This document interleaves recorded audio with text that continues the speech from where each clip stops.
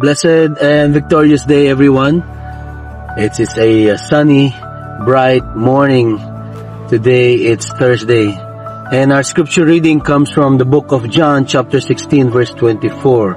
And it says there, Jesus is speaking, "Until now you have not asked anything in my name. Ask and you will receive, so that your joy may be full." In this instance, Jesus Christ was reminding His disciples, His listeners, on how to ask. What was your prayer last year? Nasagot na ba? And what is your prayer for this year? Nakita mo na bang nangyari sa buhay mo?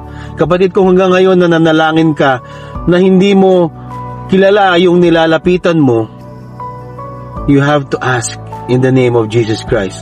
Jesus Christ was direct to His listeners. Nasabi niya, hindi ka nang humihingi sa pangalan ko. Anong pangalan ang ginagamit mo pag nananalangin ka? In heaven, there is only one name that is recognized, and that is the name of Jesus Christ. So every time you pray, pag nanalangin ka, kailangan mo lang bigkasin at banggitin yung pangalan ng ating Panginoong Hesus. Ganito yon. Lumapit ka sa iyong ama, na alam mo yung ama mo ang siyang magpo-provide lahat ng kailangan mo. Walang anak dito sa lupa na hindi naghanap ng kanyang tatay.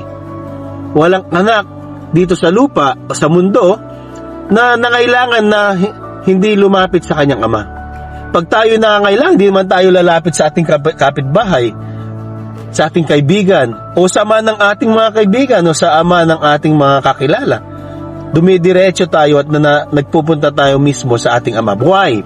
Why do you come to the Father in the name of Jesus Christ? Because we know that when we come to the Father in the name of His Son Jesus Christ, God the Father will provide all our needs. Because siya ang ating tatay. Lahat ng pangangailangan natin, ipinoprovide ng ating Ama. Ganon din ang ating mga magulang dito sa lupa. Lahat ng ating pangangailangan, pag kasilang pa lang natin, ang ating mga ama ang siyang tumatayong provider. Ganun din ang ating Ama sa langit. Kaya ngayong araw na to, kapatid, kung may panalangin ka, always declare the name of Jesus Christ over that prayer.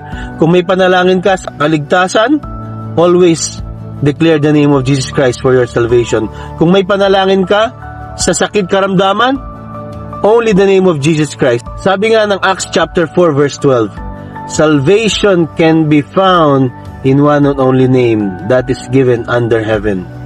Sabi ng Philippians, ang pangalan lamang ni Jesus ang siyang pwedeng magkaroon ng kapangyarihan